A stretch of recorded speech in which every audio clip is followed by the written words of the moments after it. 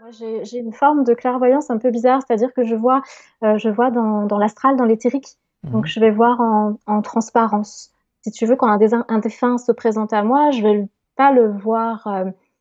Je vais voir une forme, une silhouette. Des fois, c'est juste le visage, un bout d'épaule, Mhm. tu vois. Et je vois pas que les défunts, je vois aussi d'autres choses. Tu vois, j'ai appris, hein, j'ai mis du temps comment dire, à catégoriser tout ça, hein. Mais parce que je savais pas ce que je voyais en fait finalement. Donc du coup, c'est à force voilà d'expérience que j'ai compris que ça c'est des défunts, ça c'est plutôt vibratoirement plus haut, donc plutôt guide, ange, etc. Ça c'est une forme d'énergie, on va dire plutôt géobiologique, tu vois. Je vois vraiment des formes de vibrations Et vous différentes. respirez par contre pour que votre corps puisse vous faire ressentir cette fréquence amie. Parce qu'autrement, ça va rester dans votre esprit. Vous allez certainement avoir, parce que vous êtes des magiciens, la plupart, ça j'en doute pas, vous allez avoir la réponse avec votre esprit de sagesse, de qui est, si c'est un élémentaux ou un esprit de l'air, un sylphide ou un ondin, ou ça peut être, parfois vous allez trouver une plume magnifique, ça va être une plume d'ange, on appelle Mhm. ça. Donc, si vous descendez dans le corps, d'un coup, ça va vous faire ces hypercutes de douceur qui fait que vous allez vous défroisser dans ces énergies de vie.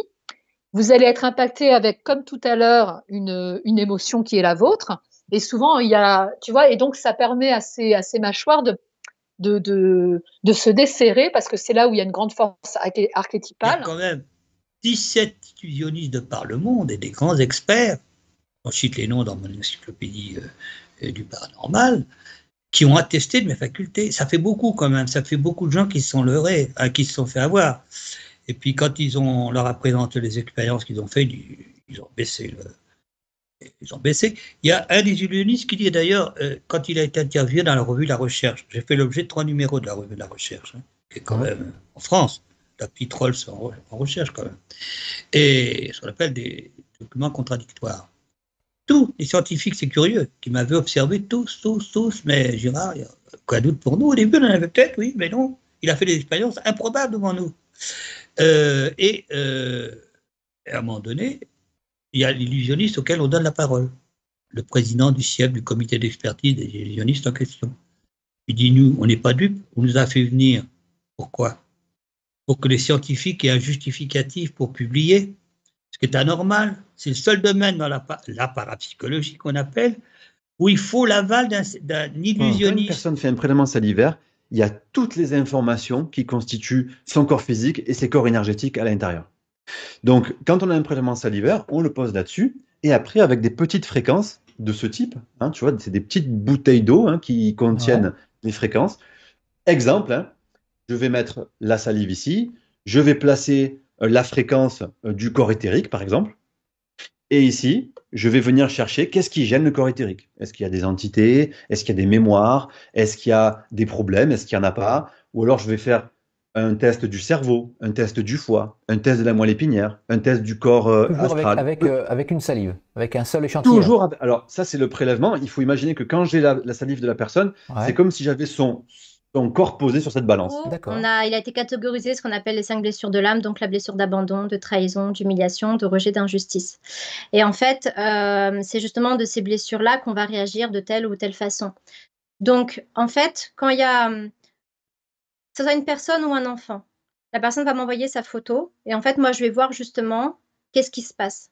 Comme par exemple, il n'y a pas très longtemps, c'était une enfant qui avait en fait beaucoup de peur. Donc, je vais voir les parents, je vais dire, bah, écoutez, là, par exemple, il y a beaucoup de peur, il y a la peur de ça, il y a peur de ça, faites ça, faites Je ça. voudrais juste d'emblée dire que tout le travail que je propose est en lien avec mes maîtres spirituels.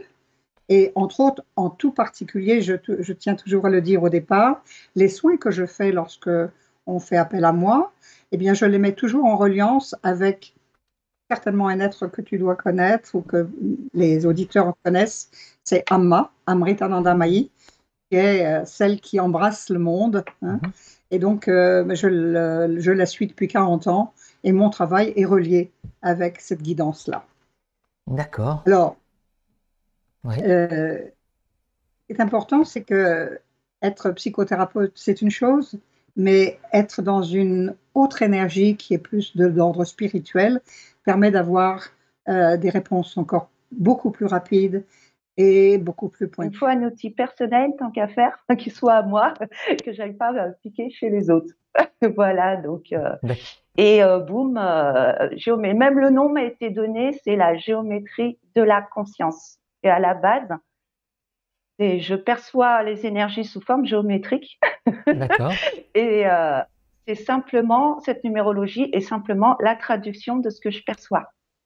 Voilà, ce que pour moi, la date de naissance est simplement un encodage numérique dans lequel je retrouve toutes les informations de la personne. Donc, sa vibration en entier, d'où elle vient, là-haut, de quel espace-temps, de quel plan, et également son mental, sa manière de réfléchir, de réagir, quels sont ses mécanismes inconscients, les fameux « c'est plus fort que moi », et où ça percute justement dans sa vie de tous les jours. Dans quel domaine ça percute.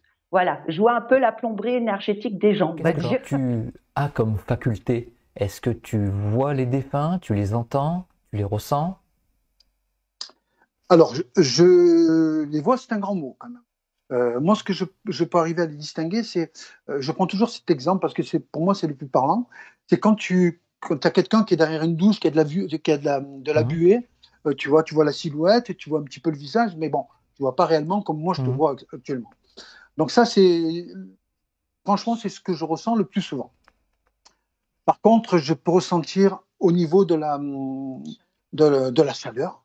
Je ressens au niveau du cœur, je ressens beaucoup de chaleur avant le contact en général, c'est ce que je ressens au niveau du cœur.